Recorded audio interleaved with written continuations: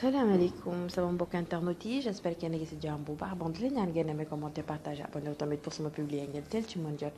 ñun la ba tey waa Lou'Bess TV ñoo ñëwaat ci suñuy waxtaan rek di leen ñaan aussi ngeen aimé sama page Lou'Bess News TV mooy Facebook pour les messages ak ñoo xam ne dañoo soxla sama numéro mën nañ ma fa jotee bon après ñuy xool nu ñuy def. bon tey nag duñu wut waxtaan ci waxtaan bi ci duñu wut thème daal. bon dañuy wax juste ay feem yoo xamante ni da ngeen ko war a def ñu bàyyi ci xel bu baax parce que ñu ngi nekk période seddaay te bon ñëpp suñ tuñi dee xar te neexul ngay fon sa jëkkër sa tuñ di xar wala muy sentir ay affaire ay crotte ci kaw genre yooyu noonu donc je vous conseille ngeen wut pâte dentifrice ak boo mën a ci utiliser ak tuuti xorom ak ndox nga bati ko warul tooy mais aussi warul dëgër doon na lâché mais ni diw nga def ko ci sa tuñ jël sa brosse à dents diw ko ci tuuti après nga bàyyi au moins 3 minutes après nga nettoyer ko tuñ bi dina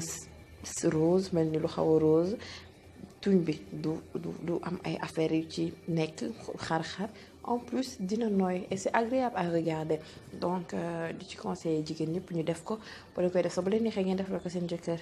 day gën a neex rek bon ñu ñëwaat ci deuxième conseil astuce bu ñu leen di jox mooy booy masser sa jëkkër wala boo koy defaral dara bëgg naa balaa ngay commencer nga jël persil nga baxal ko après nga defal ko ci tuuti mu naan persil bi nag ni ñu koy defee comme infusion lay mel infusion mooy ndox bu tàng nga teg ko jël persil bi fekkali ko si après bu tëj ko bàyyi tuuti après nga jël def tuuti verre jox ko dafay raxas biir il paraît que dafa baax ci rein bon loolu yëpp aussi c'est des choses yoo xamante ni dañ ko war def la suñuy jëkkër ndax bon dañ ko war a def war nañ ko def donc di ñaan ñëpp defal ko seen jëkkër aussi bon ñëwaat ci thème yëpp ci joxe fem jigéen bul nangu di njëkk a tëdd sa jëkkër bul nangu te ay conseils laa leen di jox ak des choses à faire bul nangu di njëkk a tëdd sa jëkkër bu amee lu muy liggéey ba 4 heures du matin toogal ci salle ba 4 booy óbbali ba muy pare nga óbbali ba muy pare mais de grâce bu kenn bàyyi sa jëkkër ci salle bi nga dem tëddi ndaxte benn dafay def tentation dafay am ay tentation parce que mën na connecté WhatsApp commencé di waxtaan ak jigéen ñi bon tu comprends pas nga dar leen mais bon sois présente bu ñëwee nekkee ci këram na am respect boo xam ne du laal ci sa téléphone donc soit à ses côtés waxtaanal ko buy liggéey nga noppi toog ci wetam mais pas nga dem tëddi bàyyi ko ci salle bi donc te chaque guddi aussi tout le temps dama koy wax jigéen ñi balaa ngeen di tëdd jël leen karité am na karité yu bari mais préféré ma karité bu am xeet bi am na karité mélange yu ñuy jaay donc danga ciy jënd boole ko bu la neexee ak persil waaw wala bu la neexee noonu kese nga wut say chaussette surtout ñuy wujjee laa koy gën a conseillé ndax yooyu day nekk ay points yoo xamante ni xale bu góor bi même bu nekkee kër aaw bi wala kër ñaareel bi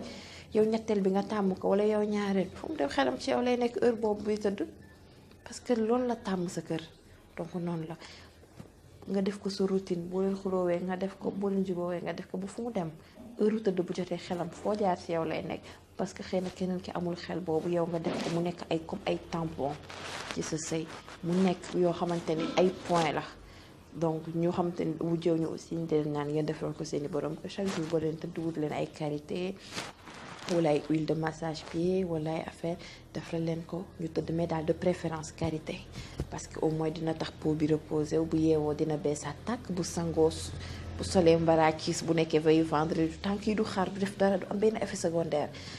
donc loolu lay conseil jigéen ñi ñu ñëwaat ba tey éviter leen di lal ay drap yoo xamante ni ngeen di tëdd di def ay drap yoo xamante ni drap yi weexul drap yi ay drap couleur ay drap yu froissé ay drap yu tilim ay drap yu xotteeku loo am njëgu drap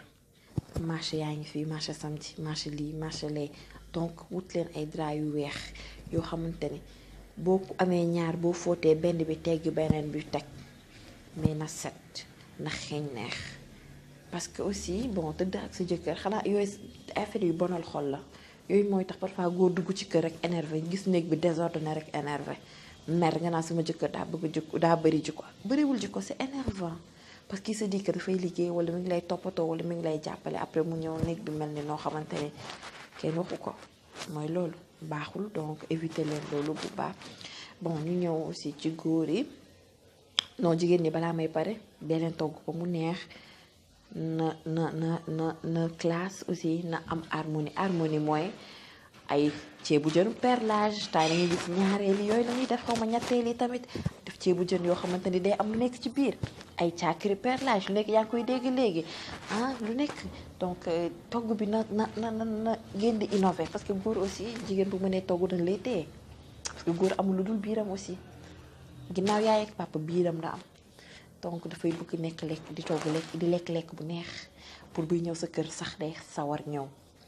donc loolu la parce que da ngay gis ñoo xamante ni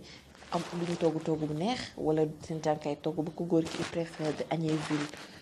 que ñëw ci kër gi reer daal dafay def te reer moom bon vous n'avez pas le choix force day neex parce que reer yow mën a togg